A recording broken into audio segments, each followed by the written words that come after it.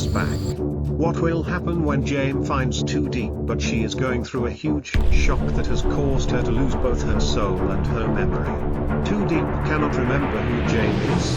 What will Jane's feelings be like? Will he still love and care for Too Deep, and how will he overcome this period? Let's follow along in this episode. On a misty morning deep within a silent forest, James stumbled through the tangled underbrush. His breath came in ragged gasps, his jacket torn by thorns, and his hands bloodied. Everything was wet: leaves, roots, the very air itself, and the thick fog blanketed the world in a suffocating silence. From deep within his chest, James cried out the name that had haunted him for days. Too deep, deep, where are you? For 4 sleepless nights, he had searched endlessly. Since the terrifying night when John's men stormed the house of the old woman who had sheltered her, James had known something terrible had happened. And when he arrived to find only bloodstains and overturned furniture, despair wrapped around his chest like iron chains. She was gone. Vanished. No trace. But James refused to give up. Something in his soul insisted she was still alive, and waiting for him. And then, when exhaustion had nearly broken him, under an ancient moss-covered tree, he found her. Too Deep, the girl who once brought light into his world, sat barefoot and trembling. Her long hair wild and tangled, her dress torn and dirty, her eyes stared blankly ahead, hollow and vacant, like a doll left behind. James dropped to his knees, tears rushing to his eyes as he reached out. Too Deep. It's me, James. She blinked slowly. No recognition, no warmth, just a faint, breathless whisper. Who are you? The words tore through him like a blade. He carried her out of the forest, holding her as if she were made of glass. Her body was frighteningly light, like the weight of her memories had been stripped away. She didn't resist, but she didn't cling to him either.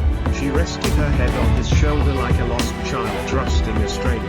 Back at the countryside home they had once shared, James laid her gently on their bed. Everything was just as she had left it, the unfinished scarf she had knitted, her favorite book open to a page she'd reread a dozen times, the dried flowers she had once pressed between pages. But Too Deep's eyes scanned the room with distant confusion. Do I live here? She asked quietly, as if speaking to a ghost. James nodded, forcing a smile. You did. This was our home. Days passed. James cooked her favorite dishes, read her old letters, and told her their story, how they met at the market, the rainy day he gave her his jacket, the night they hid from John's men under a collapsed bridge. She listened politely. Sometimes she smiled faintly.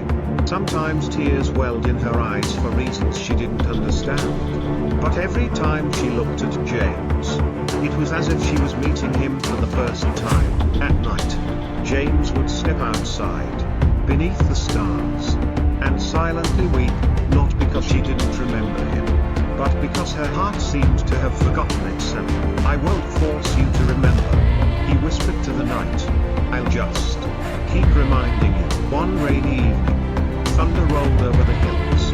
Too Deep stood by the window, watching the raindrops trail down glass. I used to love the rain, didn't I? She murmured. James stepped behind her, carefully wrapping a blanket around her shoulders. Yes, he said softly. You said it made everything feel alive. She turned to him slowly. Her gaze, though uncertain, had softened.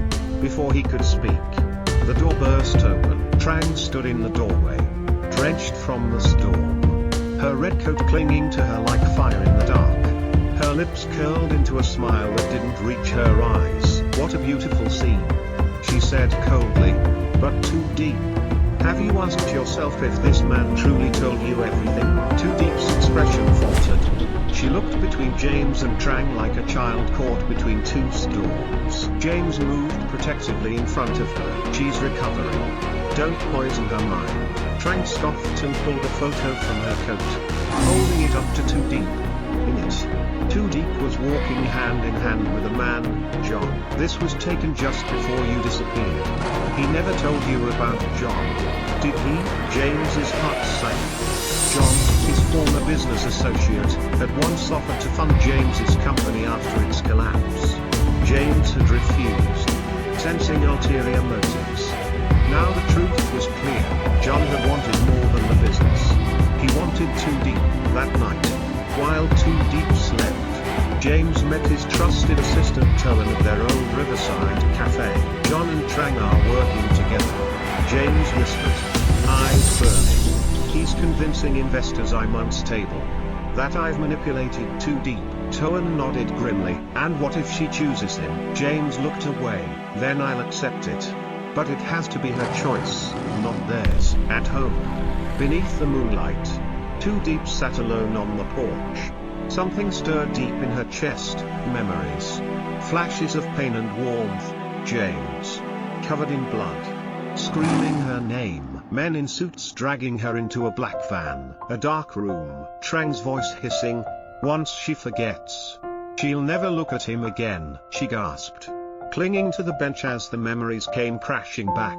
Raw, violent, real. James appeared in the doorway, face pale and haunted. I need to tell you something. Too Deep stood. Her eyes, clearer than ever, met his. So do I. And then she stepped forward, threw her arms around him, and whispered through tears, I remember. Not everything. But I remember enough. I remember your voice. The song you sang to calm me. The day you held me while I cried. My heart. It always knew you. James held her close, his tears falling silently. You came back to me. From that moment, something shifted.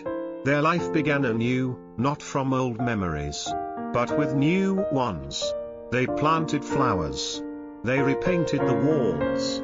Too Deep picked up her knitting again. She touched old things like they were being born again. She would sometimes pause, smile, and say, I still don't remember the whole story, but I remember how it felt to love you. John's plans unraveled as the truth emerged. Investors pulled out.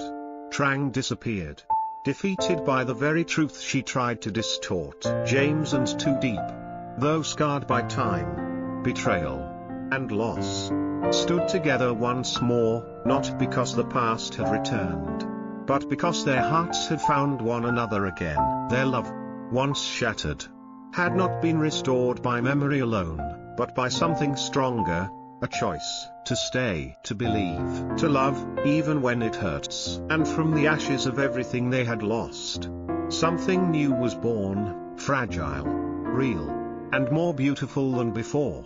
Because love, when true, doesn't just survive forgetting. It revives it. Even if the mind forgets, the soul remembers. Thank you everyone for following the story. Wish us a wonderful day.